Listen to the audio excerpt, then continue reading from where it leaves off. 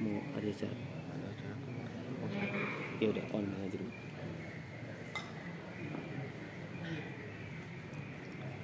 A'udzubillahi minasyaitonirrajim. Bismillahirrahmanirrahim. Ahyikum bitahiyatil Islam fa hiya tahiyatul jannah. Assalamualaikum warahmatullahi wabarakatuh. Alhamdulillah, alhamdulillahi rabbil alamin. Wassalatu wassalamu ala Rasulillah Muhammadin sallallahu alaihi wasallam wa ala alihi wa ashabihi ajma'in, amma ba'd. Bapak Ibu muslimin muslimat, hadirin wal hadirat, jamaah salat subuh Masjid Al-Falah yang insyaallah kita semua dalam keadaan yang sehat walafiat, senantiasa diberikan oleh Allah nikmat dan keberkahannya. Kita bersyukur atas semua yang telah Allah berikan. Kita bersalawat kepada Rasulullah Sallallahu Alaihi Wasallam. Mudah-mudahan mendapatkan syafaat beliau di yaumul kiamah nanti. Bapak Ibu yang dirahmati Allah Subhanahu Wa Taala, ada 3 atau mungkin lebih di beberapa sumber kitab yang lain. Tapi kira-kira 3 besar inilah yang menjadi syarat akad itu menjadi sah dalam konteks pelakunya. Jadi pelakunya, orangnya. Jadi orang itu harus memenuhi 3 syarat ini. Ya, dan ternyata syarat ini sebenarnya kalau kita misalnya perluas ke dalam konteks yang lain itu bisa-bisa saja. Karena jual beli itu atau apapun itu bagian dari muamalah, hubungan manusia dengan manusia. Dan hubungan manusia dengan manusia itu tidak hanya dibatasi lewat jual beli. Banyak hal-hal yang lain yang juga bisa dipakai atau yang bisa digunakan syarat ini. Kita lihat pertama. Syarat apa yang pertama? Syarat yang pertama itu jaizun tasarruf. Ya, jaizun at-tasarruf. Orang yang mau melakukan akad jual beli itu, ya baik dia penjual ataupun pembeli, memang dia punya kemampuan untuk melakukan itu. Punya kemampuan. Nah, kemampuan itulah yang kemudian kita tafsirkan, misalnya dia adalah orang yang merdeka, hurrun. Ya. Kalau merdeka itu, orang yang merdeka, lawan katanya adalah budak. Budak itu adalah orang yang tidak merdeka. Diriwayatkan dari sahabat, ya, diriwayatkan dari sahabat bernama Amr bin Suhaib, ya, dari ayahnya, dari kakeknya, bahwa Rasulullah SAW pernah bersabda, la tabi' ma laisa indak, ya, jangan engkau menjual apa yang bukan menjadi milikmu. Artinya di situ adalah bahwa kemerdekaan memiliki barang itu menjadi syarat yang harus dipenuhi. Kalau punya orang, ya jangan dijual. Ya. Kalau bukan hak milik kita, jangan diambil. Itu kan penting itu. Nah, Bapak Ibu yang dirahmati Allah Subhanahu Wa Taala, ternyata dikisahkan, ya, ini penting ini. Kenapa kemudian pertanyaan muncul? Kenapa kemudian harus ada syarat yang begini ini? Kenapa budak tidak boleh melakukan jual beli atau melakukan akad? Ya tadi sudah kita jawab. Dia tergantung tuannya. Nah, kalau kita mau perluas membicarakan konteks ini atau konsep ini, ada satu kisah, ya. Ini kisah tidak real, ya.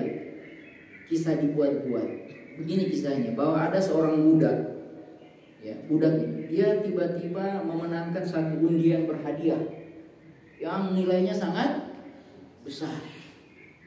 Ketika kemudian ditanya oleh orang lain, apa yang akan engkau lakukan dengan uang sebanyak itu? Apa yang dia jawab? Dia jawab, aku akan memerdekakan diri dari tuan saya yang sekarang ini, karena ia tidak baik, interaksinya sangat jelek. Kemudian saya akan mencari tuan yang lain yang tidak akan memaksaku untuk melakukan pekerjaan yang banyak dan tidak akan menyakitiku. Kira-kira jawaban tadi itu ada benarnya apa ada salahnya? Di mana letak kesalahannya? Dia ingin jadi budak lagi. Di awal-awal dia udah benar ya. Ketika dia dapat undian itu, dia bilang, saya akan memerdekakan diri saya dari tuan yang ini, dan saya akan mencari tuan yang lain.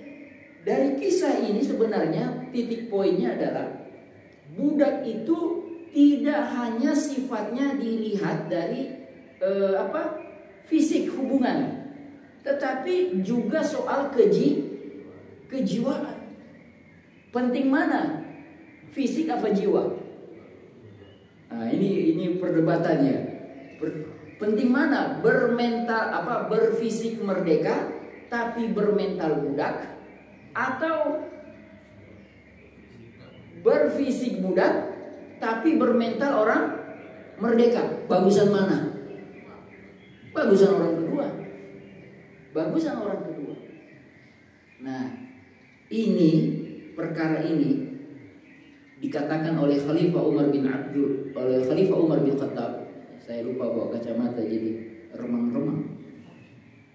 Khalifah Umar bin Khattab mengatakan dia lagi duduk dalam keadaan sedih, ya, cemas. Tiba-tiba beliau ditanya oleh sahabat lain bernama Abdullah ibnu Abbas, kenapa sedih? Kenapa cemas? Maka Khalifah Umar menjawab, yang menyebabkan beliau cemas dan sedih adalah karena beliau belum atau tidak menemukan orang yang akan memikul amanah untuk menjalankan tugas pemerintahan sebagai penerus beliau. Dengan heran, Ibnu Abbas balik bertanya, Anda tidak menemukan orang yang akan memikul tanggung jawab ini, sementara Anda berada di tengah-tengah sahabat Rasulullah Sallallahu Alaihi Wasallam yang merupakan manusia-manusia pilihan lagi suci. Umar bin Khattab menjawab, perkara ini tidak akan sanggup dipikul kecuali oleh orang yang lembut namun bukan orang lemah. Lembut tapi bukan lemah. Orang yang kuat tapi tidak dengan kekerasan. Pemurah tapi tidak boros. Perhitungan tapi bukan pelit. Urusan besar ini tidak akan bisa dipikul oleh orang yang memperbudak orang lain, tetapi juga bukan oleh orang yang di bawah komando orang lain. Tunduk dan hina di hadapan orang lain, serta bukan orang-orang yang punya kepentingan pribadi. Jadi ternyata konsep atau syarat pertama, penjelasan dari syarat pertama apa tadi? Jaizun tasarruf. Dia boleh melakukan transaksi. Ternyata rincian dari boleh melakukan transaksi itu adalah Anda bukan budak. Dan ternyata kita luaskan lagi, bukan secara fisik, tetapi juga secara mental. Karena hari ini bisa saja ada orang hari ini ada perbudakan nggak? Secara fisik nggak ada. Terakhir perbudakan di dunia ini dan di mana? Afrika Utara, katakan Afrika dengan apartheidnya yang diperjuangkan oleh Nelson Mandela, kan itu sudah selesai. Semua dunia negara-negara mengakui tidak boleh lagi ada perbudakan. Tapi pertanyaan kita, apa iya perbudakan secara fisik itu memang sudah tidak ada, tapi apakah di bentuk lain masih ada? Banyak. Faktanya misalnya, apakah Palestina itu bukan perbudakan? Bentuk lain dari perbudakan, penguasaan kepada orang lain, iya kan? Penguasaan kepada orang lain. Apakah upah buruh yang begitu sangat rendah, ya, sangat rendah, itu bukan perbudakan? Ya, bagaimana buruh itu upahnya yang dia harus kerjakan itu bertahun-tahun bahkan tidak setara dengan satu kali pemain basket yang mengiklankan produk itu, misalnya sepatu, ya. Itu perbudakan, ya kan? Ini konsep ini akan kita bawa kemana-mana, bahkan sampai kepada level yang paling tinggi, yaitu apakah masih ada negara lain yang menguasai negara lain? Jelas, dalam konteks tidak secara fisik. Dia tidak bilang negara kamu tunduk sama negara saya, tidak, tapi dalam bentuk kebijakan. Nah, makanya kekhawatiran Umar bin Khattab itu ternyata punya alasan. Amanah ini tidak bisa dipikul oleh mereka yang apa tadi? Dia memperbudak orang lain, atau sebaliknya dia diperbudak oleh orang lain. Karena apa? Karena nanti kebijakannya itu tidak akan apa? Tidak akan bebas. Dia terkendali oleh kepentingan-kepentingan orang yang ada di belakang. Bapak Ibu yang dirahmati Allah Subhanahu wa taala, atau bahasa lainnya tersantar. Itu yang pertama, dia adalah merdeka bukan budak. Yang kedua, turunan yang kedua dari bolehnya bertransaksi itu adalah dia mukallaf, bukan anak kecil atau bukan orang gila. Mukallaf itu artinya orang yang dewasa. Selama ini kan mukallaf itu kan kita terjemahkan memang dewasa, balik, ya.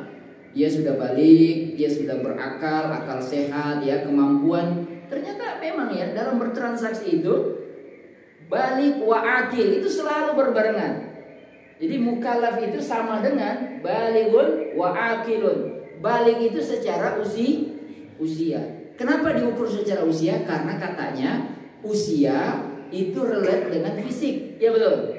Kalau orang usianya sudah agak besar, biasanya fisiknya juga mengikuti secara standar. Karena ada juga sebagian orang usianya besar, fisiknya terbatas, kecil. Tapi secara umum orang yang usianya besar pasti fisiknya juga ikut membesar. Tapi Bapak Ibu dirahmati Allah, ternyata Islam mengatur balighun wa aqilun.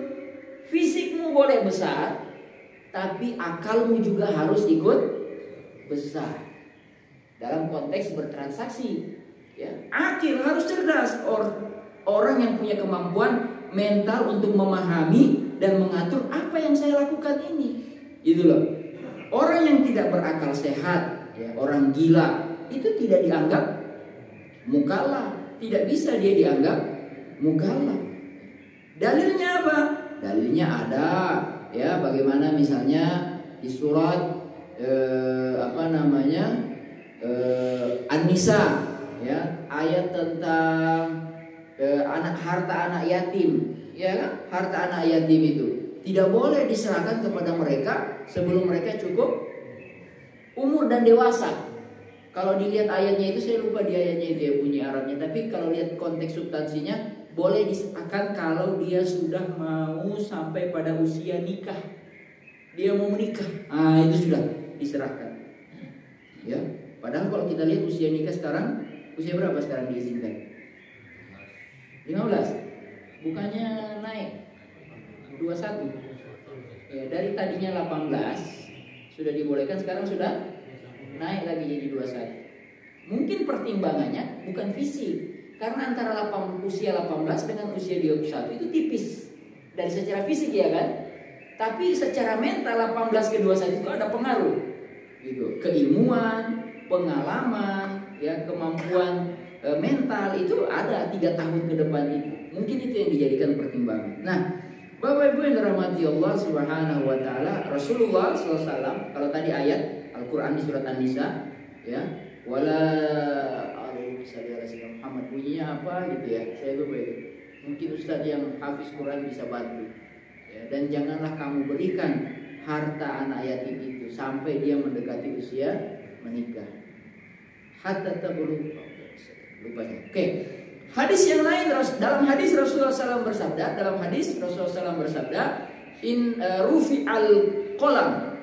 rufi al qalam anis salasa, diangkat pena itu dari 3 hal. Maksudnya diangkat pena itu nggak dicatat sama malaikat. Kalau bikin salah nggak dicatat, kalau bikin kebaikan ya juga nggak dicatat karena belum sampai. Nah, dari 3 orang ini, apa 3 orang ini? Rufi al qalam anis salasa. Yang pertama, anak kecil sampai dia dewasa tadi. Kemudian anin naim hatta yastaiqis, dari orang yang tidur sampai dia bangun. Orang tidur itu berlaku nggak kemukallafannya? Hilang, karena dia nggak bisa mengontrol dirinya. Orang tidur itu, saya ingat guru saya itu di kelas, Ya, kalau ada teman kami yang tidur, kata dia nggak usah dibangunin. Karena menuntut ilmu itu syaratnya adalah mukallaf. Dia dalam kondisi tidak mukallaf. Itu guru saya. Guru yang lain tidak. Dia aja itu. Beliau aja itu. Ya, beliau aja yang ngomong begitu. Jadi yang tidur udah dibiarin. Ya. Tapi dia punya menanggung konsekuensi. Artinya dia tidak bisa menerima penjelasan. Nah, sekarang ini mahasiswa juga begitu. Kadang-kadang mahasiswa itu kan mereka sebenarnya informasi yang dijelaskan bisa saja mereka dapat dari Google, internet, ChatGPT. Banyak sekarang. Oleh karena itu kadang-kadang ada dosen yang mungkin bilang begini, kalian dewasa, saya akan menjelaskan, pilihan ada di tangan kalian. Kalau mau tidur silakan saja, tapi jangan sampai mengganggu orang lain. Dan kalau boleh taruh di belakang. Ya, karena kalau Anda di depan mempengaruhi yang lain. Tapi itu tergantung dosennya. Kalau dosennya menyampaikan, ada diskusi dan lain sebagainya, saya kira mahasiswa tidak akan tertidur. Tapi kalau dosennya cuma menjelaskan begitu-begitu saja, anak itu dia bilang begini, ya itu juga saya bisa cari di internet ya. Saya bisa tahu itu di internet. Ya, sambil dia ketik-ketik, oh yang bapak itu menjelaskan ini, sudah selesai. Bapak Ibu dirahmati Allah Subhanahu wa taala. Rufiyal qalam anis salasa. Anak kecil sampai dia balik ya. Orang tidur sampai dia bangun. Wa anil majnun hatta yafiq. Ya. Dari orang gila sampai dia waras. Sampai dia waras. Bapak Ibu yang dirahmati Allah Subhanahu wa taala. Nah, ini konsep ini ya, konsep mukallaf ini ya. Kecil tadi anak kecil, nggak boleh anak kecil jadi pemimpin misalnya, nggak boleh karena dia belum mukallaf. Orang gila nggak boleh, bahaya betul orang gila itu menentukan keputusan ya, ngambil kebijakan ya, bisa kawat kita di bawahnya. Jadi memang saya tidak tahu apakah calon presiden kita waktu tes kesehatan itu mentalnya juga dites, ada ya. Tapi kan tidak di-share ke publik ya. Nah itu masalahnya. Itu tidak di-share ke publik. Ya kan? Padahal kalau PNS itu kalau mau masuk jadi PNS, itu dites psikolog. Ngejawab 200-300 soal dalam waktu 1 jam, 1,5 jam. Jadi bukan soal benar salah, ini soal kecepatan. Karena kalau tidak pilih itu, tidak dilingkari, itu pasti akan mengurangi nilai. Jadi kalau bagian menjawab soal psikologis itu, pokoknya jawab, jangan nggak dijawab. Tapi harus cepat, seret. Karena yang sebenarnya akan dilihat oleh penilai itu adalah konsistensi jawaban. Itu akan kelihatan, ini orang sikapnya begini. Orangnya konsisten, orangnya enggak, orangnya mencela-mencela ya, gitu. Cuma kan sekarang tes itu cuma nambah. Sekarang jejak digital lebih banyak yang bisa dipakai. Jadi kemarin bilang apa, hari ini bilang apa, itu kan ada dalam jejak digital. Oleh karena itu hati-hati ngomong itu ya. Makanya dosanya yang paling banyak dosanya dosa orang yang paling banyak ngomong, yaitu ustadz itu ya. Mudah-mudahan Allah berikan perlindungan, dijaga supaya tetap ngomong yang waras itu ya. Bapak Ibu dirahmati Allah Subhanahu wa taala. Nah, di sini ada pertanyaan. Ya, di sini ada satu pertanyaan menarik. Dia mukallaf. Dia mukallaf tapi tidak bisa transaksi. Yuk, kira-kira orang apa itu? Dia bukan anak kecil, dia bukan orang gila, tapi tidak boleh transaksi. Mabuk. Mabuk itu kan semi gila. Sama. Pingsan itu semi tidur.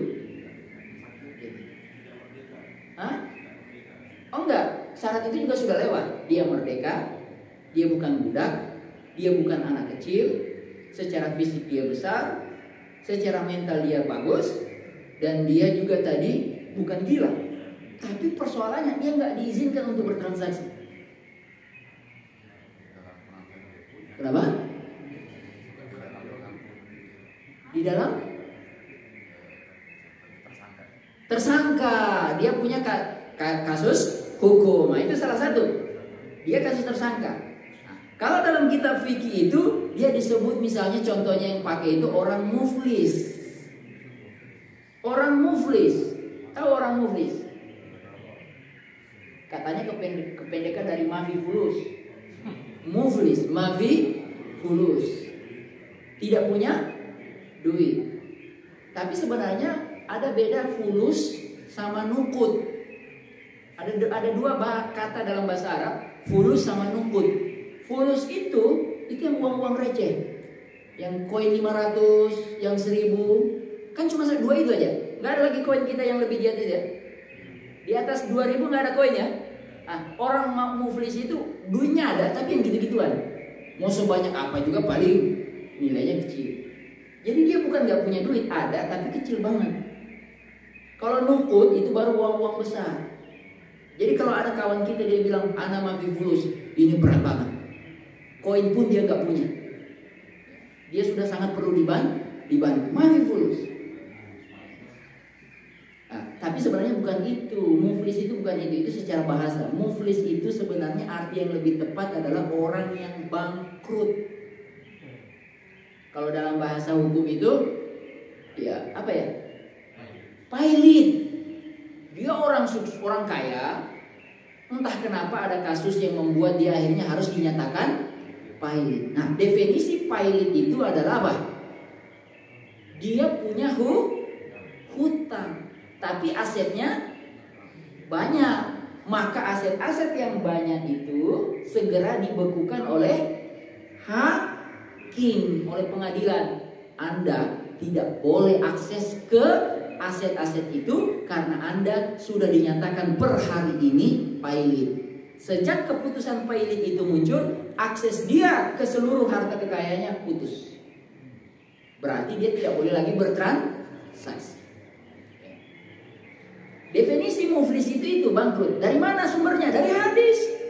Rasulullah SAW pernah bertanya kepada sahabat, atadruna manil muflis? Kalian tahu gak apa itu muflis? Maka para sahabat menjawab, al-muflisu fina ya Rasulullah. Menurut kami orang muflis itu ya Rasulullah, orang bangkrut itu adalah orang man la dirhaman lahu wala dinar. Orang yang tidak pegang dirham, tidak pegang dinar. Maka Rasulullah SAW menjawab, bukan begitu. Al-muflis itu adalah orang ya'ti yaumul qiyamah. Dia datang nanti di hari kiamat. Bihasanatihi, dengan seluruh kebaikan-kebaikannya. Sholatnya, puasanya, infaknya, sedekahnya, apalagi zakatnya, semua. Walakin, tapi kata Rasulullah SAW, tetapi dia juga ternyata dalam waktu yang bersamaan waktu hidup di dunia dia melakukan kezaliman. Apa itu kezaliman yang ditulis dalam hadis itu? Dia yakul, dia memakan harta orang lain, itu fikih muamalah. Yadrib orang lain, itu fikih jinayah, hukum pidana, ya. Dia memukul orang lain, dia menyakiti orang lain. Lalu satu kalimat lagi kata Nabi dalam hadis itu, dia menzalimi orang lain. Itu dalam konteks yang lebih besar. Maka orang ini kata Rasulullah SAW, seluruh hasanatnya, kebaikan-kebaikan yang dia kumpulkan selama di dunia, itu akan diambil untuk dipakai membayar kezaliman yang dia lakukan. Tidak bisa tidak. Dan ketika Rasulullah SAW melanjutkan, dan ketika semua sudah dipakai habis, ternyata belum lunas hutang kezaliman dia, apa yang terjadi? Kesalahan-kesalahan orang yang dia zalimi itu diambil dan dilemparkan ke dalam dirinya. Nauzubillah min dzalik. Ini kan bangkrut benar loh Pak. Ya, benar-benar bangkrut loh Pak. Tadinya datang dengan banyak, ternyata itu habis dan berubah menjadi dos. Dan di ujung hadis itu dikatakan, seingat saya, mudah-mudahan saya tidak salah ingat, dan dia dilemparkan ke dalam neraka. Bapak Ibu yang dirahmati oleh Allah Subhanahu wa ta'ala. Itu penjelasan al-muflis yang ingin kita sampaikan. Masih ada lagi satu contoh. Kalau tadi orang pailit, dia mukallaf. Nah, sekarang kita bikin lagi satu lagi. Apa kira-kira? Masih sama pertanyaannya. Masih sama. Dia mukallaf,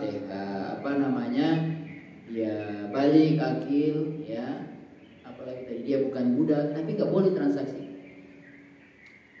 Ada satu lagi. Namanya adalah orang yang sudah sakit dan sakitnya itu secara medis diprediksi hampir wafat atau mendekati meninggal. Sekarang coba bayangkan kalau bapak dalam kondisi orang yang divonis oleh dokter, Pak, usia bapak tinggal 1 minggu lagi. Kira-kira apa yang akan bapak lakukan? Hah? Ibadah terus. Satu pasti. Yang kedua, sedekah terus. Betul nggak? Sedekah terus. Nah, poin 2 ini yang kita kritisi. Orang kalau sudah sakit, divonis meninggal tinggal 1 minggu, maka bapak datang kepada dia bawa proposal, pasti ACC. Walaupun mungkin tidak semua dia kabulkan, tapi apapun yang datang dia oke. Kenapa? Karena dia mikir imannya masih ada. Bahaya nih kalau saya tidak manfaatkan detik-detik terakhir saya ngumpulin pahala. Nah, ini orang yang begini ini itu dalam fikih muamalah juga ditahan. Tapi ditahannya adalah begini. Tidak boleh dia menghabiskan semuanya. Dia tidak boleh habiskan semuanya, yang pada akhirnya membuat keluarganya, anak istrinya telantar.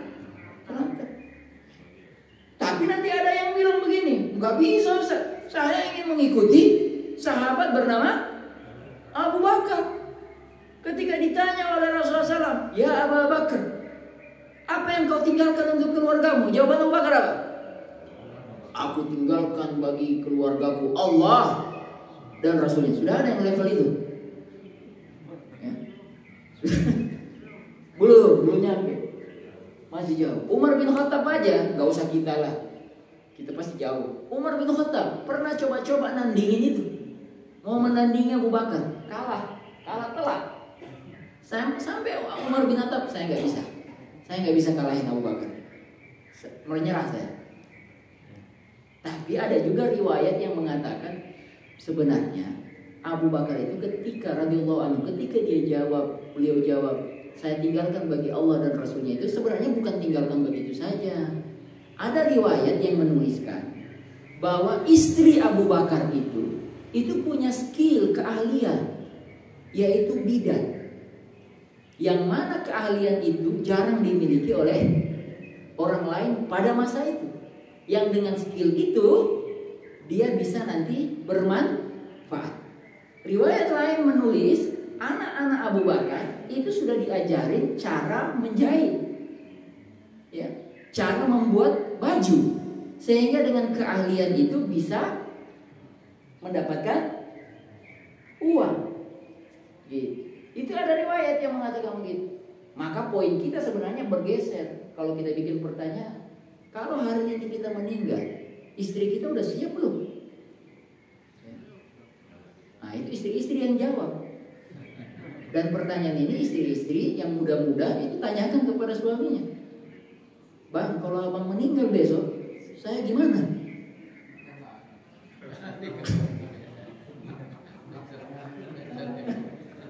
Nikah lagi, itu memang jawabannya laki-laki. Kalau perhatikan, kalau ada rata-rata kalau yang meninggal itu laki-laki, ya kalau yang meninggal itu perempuan, itu biasanya suaminya cepat kawin lagi, nikah lagi. Tapi kalau perempuan yang ditinggal, lama dia, betul? Nah itu urusan lainnya. Jadi, tapi itu menarik juga untuk dibahas atau dipikirkan oleh keluarga-keluarga muslim. Apa yang harus saya lakukan kalau seandainya sang pahlawan, hero di dalam keluarga ini tiba-tiba Allah panggil, atau sakit, atau apapun. Kita berdoa, semoga bapak-bapak semua sehat. Doa kita itu harus kita kuatkan. Bapak Ibu yang dirahmati Allah Subhanahu wa Ta'ala. Oleh karena itu, tidak bisa orang yang sakit parah seperti itu diizinkan tanda tangannya, ya, tanda tangannya untuk membuat, walaupun dalam konteks menyelamatkan dirinya di akhirat, nggak bisa. Makanya kenapa muncul konsep wasiat? Kan konsep wasiat itu ada batasnya. Seperti nggak boleh lebih dari itu. Berdasarkan firman Allah di surat An-Nisa ayat 9 apa ayat 10? Wal yakhshal ladzina law taraku min khalfihim dzurriyyatan di'afa. Hati-hati kalian para suami-suami. Kenapa saya sebut terjemahannya suami-suami? Karena jelas di situ menggunakan waliyahsyal lazina, menggunakan allazina, bukan allati. Ya kan? Itu konteks kebahasanya kan begitu. Waliyahsyal lazina, hendaklah hati-hatilah orang laki-laki. Ya, orang laki-laki jamak. Ya, allazina, bukan allazi, tapi allazina. Ya, meninggalkan anak keturunannya dalam keadaan lemah ilmu, lemah harta, lemah fisik, apalagi lemah iman. Bapak Ibu yang dirahmati oleh Allah Subhanahu wa taala. Nah, syarat yang kedua sudah. Syarat yang pertama sudah selesai. Kan ada 3 syarat ya. Kebolehan bertransaksi itu pelakunya. Syarat yang pertama apa? Jaizun tasarruf. Boleh, punya kebolehan bertransaksi. Diturunkan tadi sudah. Mukallaf, bukan merdeka, bukan anak kecil, tidak gila dan seterusnya. Sekarang syarat yang kedua. Syarat yang kedua itu bunyinya adalah, kalau bahasa Arabnya itu radin ghaira mukrah. Dia terjadi transaksi itu dengan atas dasar kerelaan dan tidak dipaksa. Itu syarat kedua. Nah, kita bahas. Paksa-paksa ini memang tidak boleh, ya kan? Tidak boleh. Dalam Al-Qur'an surat An-Nisa ayat 29. A'udzubillahi minasyaitonirrajim. Ya ayyuhalladzina amanu la ta'kulu amwalakum bainakum bil batil. Hei orang-orang beriman, jangan makan harta sesama kalian dengan batil illa, kecuali antakuna tijaratan, kecuali kau melewati cara-caramu itu melewati jalur bisnis antaradin minkum, yaitu bisnis itu dilandasi saling rela. Dan itu disampaikan oleh Rasulullah SAW dalam hadis Bukhari wa Muslim yang diriwayatkan dari Hisham bin Hakim bin Hizam. Nabi Muhammad SAW berkata, innamal bai'u antaradin. Sesungguhnya jual beli itu landasannya adalah kerelaan. Adalah kerelaan. Nggak boleh. Nah, Bapak Ibu yang dirahmati Allah Subhanahu wa taala, kita tidak boleh ada paksaan. Tidak boleh ada paksaan. Nah, ini ada yang menarik contoh kasusnya. Misalnya begini. Contoh jual beli terpaksa itu kayak gimana ya? Atau begini dulu, harus berangkat. Apa itu definisi terpaksa? Kan begitu. Harus selalu berangkat dari definisi. Apa itu yang disebut orang terpaksa? Atau apa itu keterpaksaan? Yang saya pahami terpaksa itu adalah hatinya tidak menginginkan, tapi kondisi tidak memungkinkan. Ya gitu ya, itu terpaksa. Oke, berangkat dari itu kita turunkan ke contoh kasus. Saya kasih contoh kasus misalnya. Apakah orang yang terpaksa menjual tanahnya dengan harga murah karena orang tuanya sakit perlu dana, itu termasuk terpaksa? Saya tadi udah ngomong duluan. Apakah itu termasuk terpaksa atau tidak? Hah? Enggak. Karena dia harganya murah. Maka pertanyaannya kepada pembeli, apakah Anda misalnya, kita yang menjadi pembeli, yang membeli tanah saudara kita itu dengan harga yang jauh di bawah pasar, kan begitu? Apakah jual beli itu sah? Menarik. Karena berangkatnya bukan di soal rukun-rukun yang lain, ini soal rukun yang ini, syarat yang ini. Suka sama suka, betul. Nah, pertanyaan kita, apakah suka sama suka itu? Kenapa, Pak? Sah karena ada keikhlasan untuk melepas dan membeli. Oh iya, keikhlasan untuk melepas dan membeli. Ya, tapi kalau misalnya kita bikin pertanyaan menggelitik, kira-kira yang menjual tanah itu kan harganya jatuh itu, Pak. Kira-kira betul-betul sah, betul-betul dia ridho, rela, atau ya rela-rela yang gimana gitu? Rela nggak rela ya? Kayak lagu ya, Pak ya? Nah, itu menarik. Nah, makanya akhirnya memang terjadi perdebatan. Kalau mau dibikin perdebatan, ada yang bilang, aduh, itu dia nggak rela sebenarnya. Kalau bukan orang tuanya sakit, nggak bakal dia lepas itu tanah. Betul?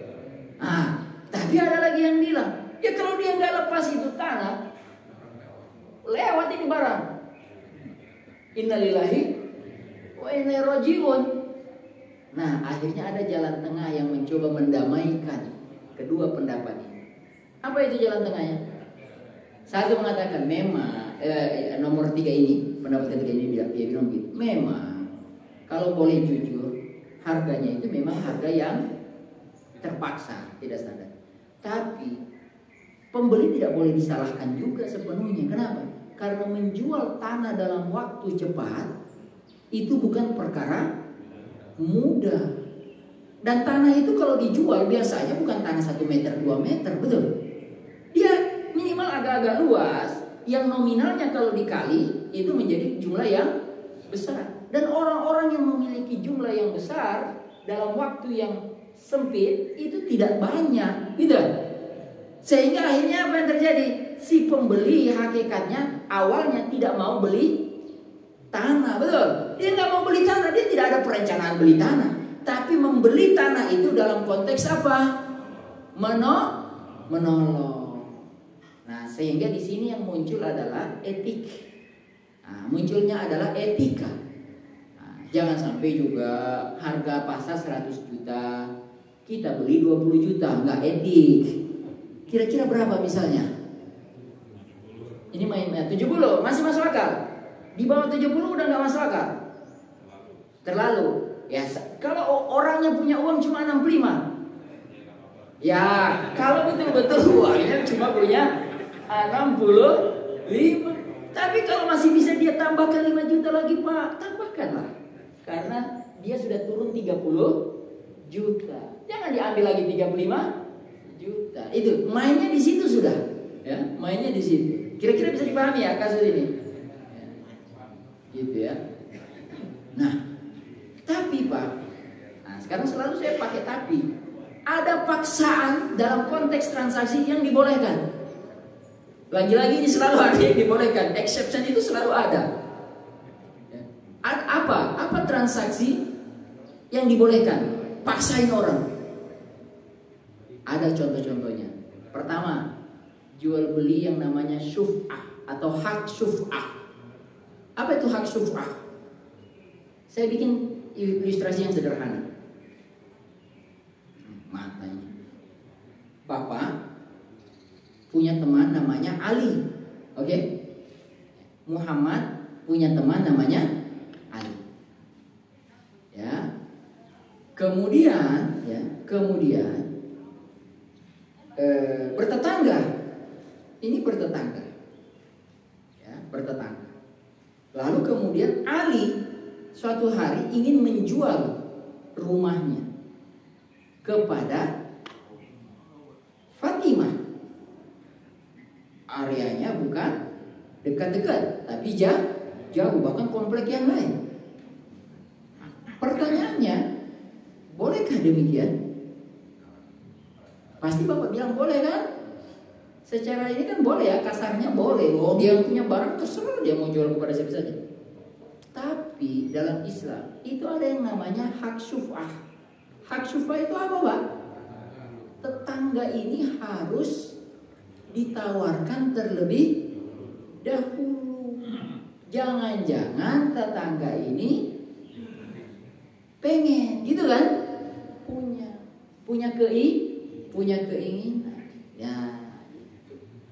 Atau apalagi misalnya kalau contohnya lebih spesifik. Misalnya ada satu rumah itu kepemilikannya lebih dari satu orang. Dan itu kan sudah kita lakukan hak syuf'ah itu misalnya dalam konteks jual beli saham kepemilikan. Betul nggak? Boleh nggak jual beli saham itu misalnya ini ada 100 orang pemilik saham. Satu orang dari 100 itu ingin lepas sahamnya. Boleh nggak dia langsung bilang dia lepas ke siapa saja? Sebenarnya boleh-boleh saja, tapi yang saya perhatikan di realnya itu biasanya dibicarakan dulu di antara para pemegang saham yang lain. Ini teman kita mau lepas, gimana nih? Nah, disitulah mereka berembuk. Yuk, kita carikan pembeli yang cocok. Cocok apa? Visi misi. Itu biasanya begitu, Pak. Karena perusahaan yang dijual sahamnya ini punya visi misi. Kalau ada orang lain yang datang beli masuk terus tidak sesuai dengan visi misi, kan bikin kacau. Apalagi kalau yang dijual itu adalah saham pemegang PSP, pemegang saham prioritas 50% ke atas, dia mau lepas. Oh, itu berat. Itu nggak boleh sembarangan. Karena apa? Sekali orang lain itu masuk, dia bisa bongkar habis itu perusahaan. Dia ganti semuanya, betul Pak? Dia ganti visi misi, dia ganti arahnya, dia ganti logonya, selesai. Bahkan bukan cuma itu, dia ganti orang-orangnya yang ada dalam situ. Nah, di situ itu yang disebut diatur dalam Islam namanya hak syuf'ah, gitu ya. Dipaksa, ya, tidak boleh Anda jual begitu, ya. Ada lagi contoh yang lain selain hak syuf'ah. Dipaksa orang itu untuk menjual barangnya untuk membayar hutang. Ya, di situ yang kita kenal dengan namanya agunan. Yang kalau di dalam bahasa perbankan itu dilelang, ya Pak. Tapi ada lagi konsep lain, dilelang itu kalau dalam konteks perbankan kan biasanya harusnya paling ujung. Dia dilalui dulu ada langkah-langkah kalau dalam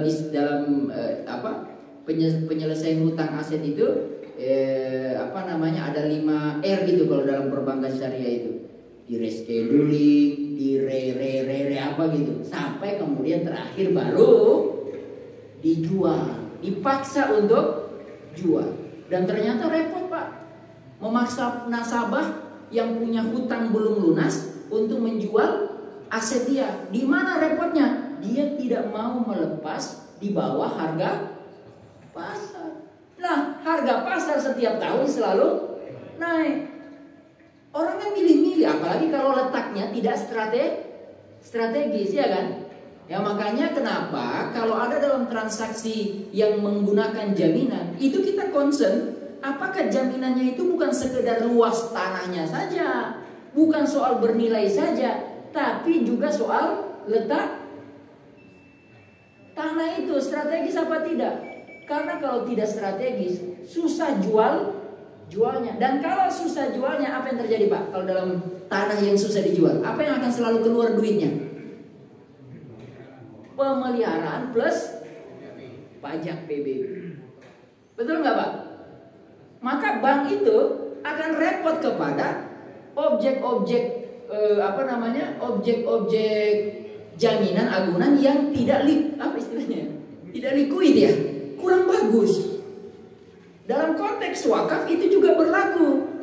Objek-objek wakaf yang tidak likuid itu boleh dijual.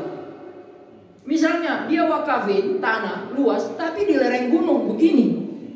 Siapa yang mau bikin di sana? Kan dia bilang begini, ini kan boleh dibuat resort. Ini kan bagus Pak kalau dibikin resort wakaf, pemandangannya. Pak, bikin resort mahal. Siapa yang mau bangun?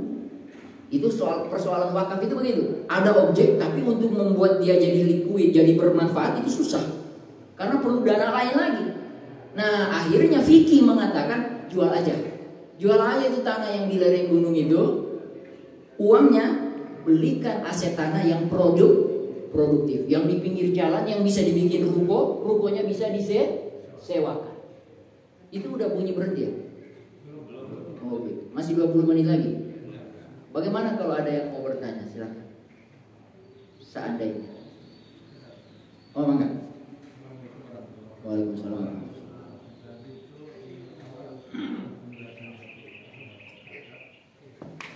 Barang itu yang dijual itu barang milik kita. Harus barang kita. Saya jawab. Oke, lanjut dulu. Kemudian bagaimana dengan Agen, oke baik.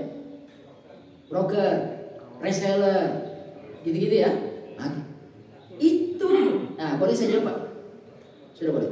Baik, terima kasih Pak. Itulah yang menjadi syarat ketiga yang belum kita sempat jelaskan. Kan 3 syarat kita janjikan. Pertama, jaizun tasarruf, boleh bertransaksi. Definisinya tadi sudah ya, merdeka bla bla bla. Yang kedua, syarat kedua apa tadi? Kerelaan. Nah, syarat yang ketiga itu adalah milkun awakilun. Dia memiliki barang itu atau dia menjadi wakil dari pemilik barang itu. Ya. Jadi kalau bicara reseller, bicara keagenan, satu aja syaratnya. Anda harus punya izin dari yang punya barang. Kuasa. Itu sudah 3 syarat itu. Nah, jadi makanya kenapa kalau kita buka toko-toko online itu, kayak misalnya kita buka Tokopedia, kan banyak lapak-lapak itu. Saya pernah ada yang katakan, Pak Ustadz, dari 100 lapak yang Pak Ustadz lihat yang menjual barang yang sama, sehakikatnya yang asli lapak itu cuma 3. Yang 97 itu lapak yang ngambil dari yang 3 itu. Bisa dipahami, Pak? Iya, itu lapak-lapak bayangan. Makanya kenapa kalau kita buka Tokopedia dan sejenisnya, ada satu barang yang kita cari, harganya bermacam-macam.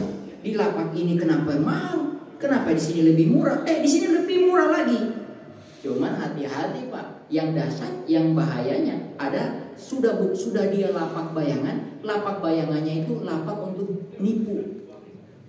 Jadi dia ambil gambar-gambarnya dari lapak asli, dia tempel di lapaknya, dia kemas sedemikian rupa, akhirnya orang tergiur dengan harga murah. Makanya kenapa kalau ibu-ibu, adik-adik yang mau beli itu, ada panduan-panduan beli online itu. Pertama, lihat bintangnya. Bintang 5 atau tidak? Kan ada bintang. Yang kedua, lihat catatan pembelian. Sudah banyak yang beli atau belum? Yang ketiga, baca ulasannya. Karena barang itu sudah dibeli oleh sekian banyak orang. Biasanya ada yang ngirim ulasan di bawah produk. Wah, ada yang kasih banyak bintang 1, jangan beli. Kenapa? Yang dia pasang di gambar itu tidak sesuai dengan yang dia kirim. Itu kejadian sering, ya. Gambarnya bagus, yang dikirim jelek. Saya sudah kemakan itu.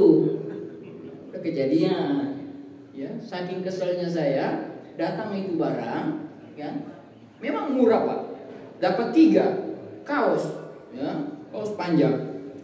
Saya buka, saya pegang lah. Karena sebelumnya saya beli yang bagus 1, dan saya lihat kok sama tapi harga murah. Saya beli. Nah, ternyata datang ini kok tipis banget. Kesel saya, ya kan? Kesel itu pas lewat ada tetangga yang saya bilang ambil aja ini. Oh, terima kasih Pak Ustadz. Ya, sama-sama. Kesel saya biar berpahala. Bapak Ibu hormati. Jadi begitu, Pak, ya. Ada perwakilan. Wakalah gitu. Wallahu a'lam bishawab. Ibu-ibu ada yang mau nanya? Angga, Bu.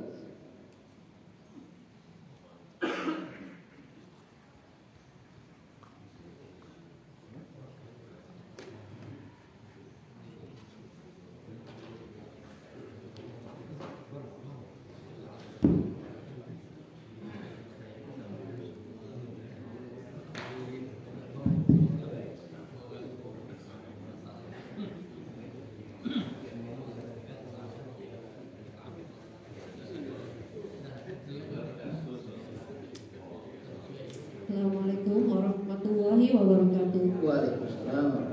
Pak Ustaz, berdasarkan penjelasan saya ingin tanyakan, kami pernah membeli rumah ya Pak Ustaz.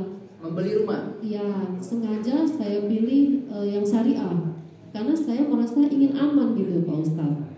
Ternyata udah berjalan gitu, tinggal 1,5 tahun lagi kita terputus, ekonomi kita terputus Pak Ustaz. Bagaimana ya? Sedangkan dia dinamakan syariah, tapi dia selalu mendatangkan debt collector. Selalu mengajak, saya bilang kalian berlogo syariah, tapi tidak bersyariah kalau menurut saya. Karena dia walaupun kita tidak merasa terancam gitu, tapi dari omongan dia seperti itu. Akhirnya saya mengatakan sama dia, kita sesama agama Islam, saya ada di sini. Itu kan fisik. Kalau kalian memang gak suka, kalian boleh ambil. Itu fisiknya. Gak usah takut. Seperti ada di surat An-Nisa ayat 29. Hai orang-orang beriman, janganlah kamu saling memakan harta sesamamu dengan jalan yang batil.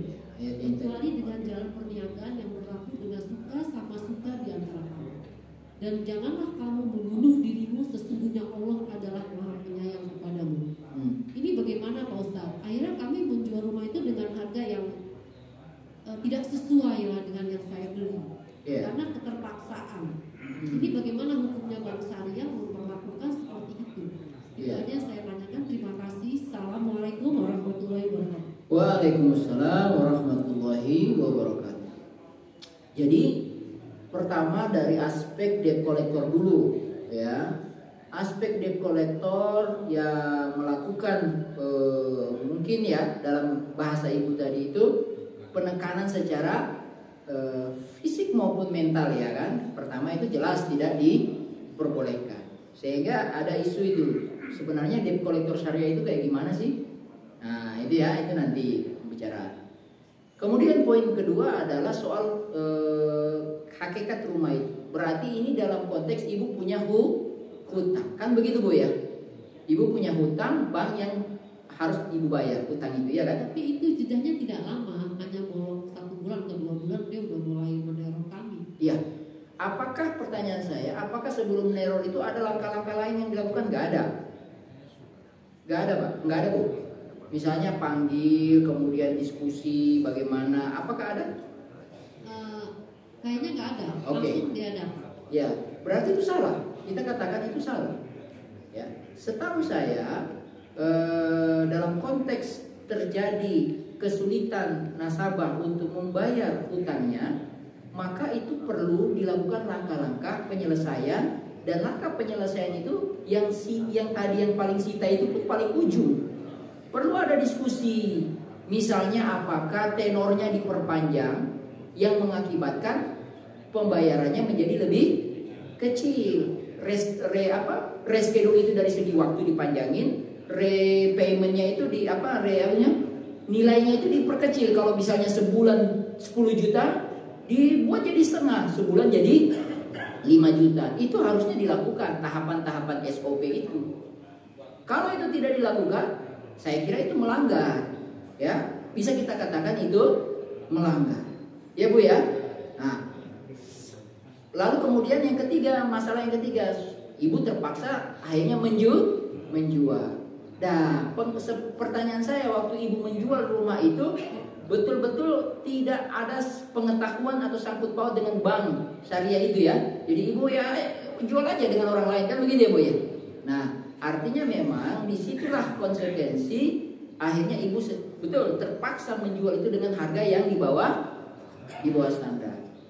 Pengalaman saya yang saya lihat secara langsung, harusnya sampai kepada proses menjual itu akan lama sekali Bu.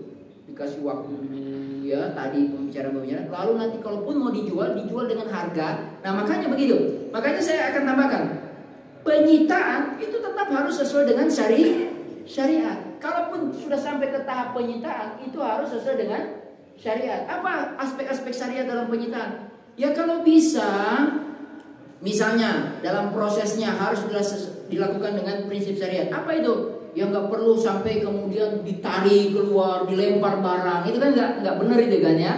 Harus baik, santun dan lain sebagainya. Termasuk perlakuan adil terhadap debitur dan penjualan aset secara transparan dan adil untuk menutupi hutang. Jadi dicarilah dengan harga-harga yang mendekati realistis, bisa dibayar hutangnya, dan orang ini, nasabah ini tidak terlilit hutang baru gitu ya. Jadi boleh saya katakan secara tegas, bank syariah yang melakukan itu perlu untuk dievaluasi, kira-kira begitu. Nah, poin terakhir Bu, pada akhirnya pembicaraan kita akan sampai kepada satu titik, hutang tetap harus dibayar. Hanya masalah kemudian kapan itu, bagaimana caranya, itu perlu proses yang dibicarakan dengan baik. Ya, mudah-mudahan jawaban ini bisa diterima Bu ya. Ya. Artinya sama-sama, artinya itu menjadi catatan, ya. Ada lagi? Kalau tidak ada, oke baik.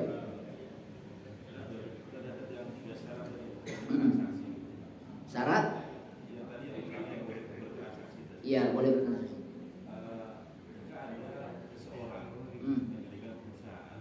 Ya.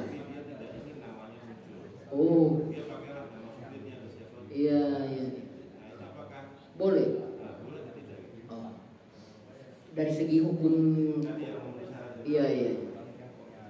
Kalau kemudian misalnya mereka si supirnya dianggap sebagai wakil, ya boleh-boleh saja. Tapi kan nanti dalam setiap perkembangannya kalau ada transaksi apa-apa dia nggak boleh buka sendiri. Maksudnya semuanya sebenarnya apa supaya namanya dia nggak mundur saja gitu. Iya. Kalau kita mau jujur, sebenarnya orang ini pertanyaan pertama dulu, kenapa dia lakukan itu? Itu kan begitu ya. Pertama kita harus lihat motivasinya apa. Sebelum kita lihat boleh apa tidak. Karena kalau bicara langsung boleh atau tidak, saya langsung jawab boleh-boleh saja. Karena dia angkat seseorang menjadi wakil. Walaupun dalam konteks berikutnya dia yang atur itu wakil, ya sah-sah saja. Namanya wakil. Orang itu cuma dibutuh nama, butuh tanda tangannya. Tapi konsepnya pengambilan keputusan dia juga. Orang itu cuma robot, iya kan? Nah itu secara syarat yang nomor 3 boleh. Tapi yang lebih penting dari itu adalah apa motivasinya Pak? Kalau boleh tahu kira-kira misalnya, ya sudah di blacklist. Nah kalau itu berarti ada indikasi sesuatu yang tidak baik. Hadisnya yang kita pakai adalah innallaha jamilun wa yuhibbul jamal. Allah itu indah, baik dan suka kepada kebaikan. Ini sesuatu yang dimulai daripada ketidakbaikan. Keberkahannya dicabut. Jelas-jelas dia di blacklist. Blacklist itu berarti dia punya historical yang buruk. Nah kalau orang ini masih tetap dianggap boleh masuk, ini kan membahayakan proses-proses bisnis yang baru ini dengan segala track record yang buruk itu. Nah makanya kenapa kita tanya itu motivasi. Kalau jelas begitu, jelas itu salah. Jadi itu hanya sebagai kamuflase saja, berdusta, berbohong. Oleh karena itu kenapa dalam perbankan ada yang namanya apa itu mencari track record orang, Pak? BI checking Pak, BI checking supaya BI checking itu bank tahu historical seseorang. Saya kena Pak. Ada kartu kredit saya dulu syariah, BNI syariah sebelum BNI itu BNI syariah merger dengan BSI dulu. Kemudian 2 tahun terakhir COVID itu saya nggak pakai betul, memang saya nggak pakai. Wah ternyata ada biaya kartu, ya kan? Administrasi kena saya, gitu. Nah sampai ada satu ketika ada satu transaksi yang tempat saya itu, ternyata saya kebaca itu kenapa Ustadz kamu ada tunggakan hutang. Saya ditelepon sama orang, saya bilang saya nggak tahu itu, tunggu saya cek dulu. Saya ke bank, ternyata betul ada sekian, sudah begini nambah berjuta. Ya udahlah saya bilang bayar sekarang, tak bayar. Kemudian saya matikan itu kartu kredit. Nah jadi pesan kepada bapak-bapak yang punya kartu kredit syariah itu ada biaya administrasinya. Kalau sudah tidak dipakai sebaiknya dimatikan saja, ditutup supaya dia tidak berjalan. Jadi gitu Pak ya. Wallahu a'lam bishawab. Saya kira kita sudah sampai di penghujung. 20 menit yang tadi dari bunyi sudah juga mulai habis. Mudah-mudahan 3 syarat ini bisa dipahami dengan baik. 1. Jaizun tasarruf, boleh bertransaksi. Yang kedua, kerelaan. Yang ketiga, milik atau wakil. Kita berdoa kepada Allah Subhanahu wa taala, mudah-mudahan kajian kita diberikan keberkahan, yaitu ilmu yang bermanfaat, bisa diamalkan dan menjadi catatan pahala di yaumul qiyamah. Atas niat itu dan semua niat yang baik, kita sama-sama tutup dengan sama-sama membaca suratul Fatihah. A'udzubillahi minasyaitonir rajim. Bismillahirrahmanirrahim. Alhamdulillahirabbil alamin arrahmanir rahim maliki yaumiddin. Iyyaka na'budu wa iyyaka nasta'in ihdinas siratal mustaqim siratal ladzina an'amta 'alaihim ghairil maghdubi 'alaihim waladdallin. Amin. Kita tutup lagi dengan surat Wal Asr. Bismillahirrahmanirrahim. Wal 'asri innal insana lafi khusr illa alladziina aamanu wa 'amilus shalihaati wa tawassaw bil haqqi wa tawassaw bis sabr. Mohon maaf atas kesalahan saya. Kita tutup dengan alhamdulillahirabbil alamin, dan tidak lupa doa penutup majelis. Subhanakallahumma wa bihamdika asyhadu an la ilaha illa